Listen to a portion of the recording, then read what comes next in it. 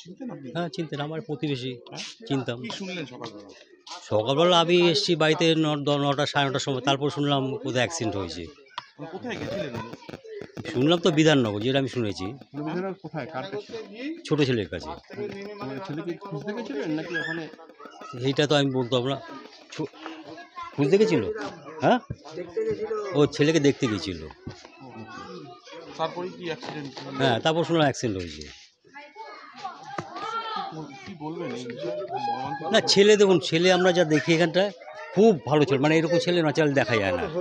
একদম নিডি, চুপচাপ ঘরের কাজ করে, এই গাছপাতা নিয়ে টুই করে, এছাড়া কোনো মেলামেশা কারোর সাথে বা কোনো কিচ্ছুর মধ্যে নেই। ছেলে কি ওখানেই থাকতো নাকি?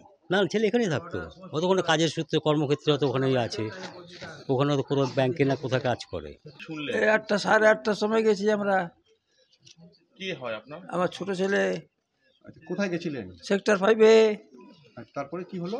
তারপর একটা মেয়ে ছেলেরা বললো আমার একটু ফোন করে দাও। মেয়ে ছেলেটা ফোন করতে তো ওনার বাস আসতে চলে গেল। আর পরে পেছন থেকে একটা বাস আসে, রেলিং এসে মাথা পিছিয়ে দিল। তারপর হসপিটালে নিয়ে গেলো, সল্লেক সেবা সদনে।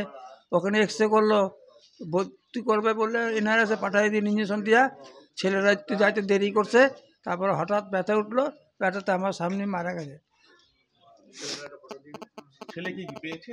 হ্যাঁ, আজ পাওয়া গেছে ছেলের পরে। সঙ্গে কথা হয়েছে আপনার? হ্যাঁ, এখন ওই হসপিটালে আছে। যে মারা গেছে ওনার নাম কি? আরতি দাস কে হয় আপনার? আমার বউ। ছেলে কি বাড়ি আসতো? না, আসতো না দেখেই খুঁজতে গেছিলাম, দেখতে গেছিলাম। কি ছেলে সেই বাড়ির সঙ্গে কোনো সমস্যা বা না না, ওইসব কিছু না। ছেলে কি করে? এক্সিস ব্যাংক, ওই ব্যাংকের লোনের কাজ করে। ওখানেই থাকে?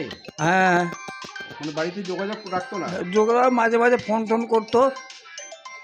চিন্তাতেই আপনারা গেছিলেন? হ্যাঁ হ্যাঁ।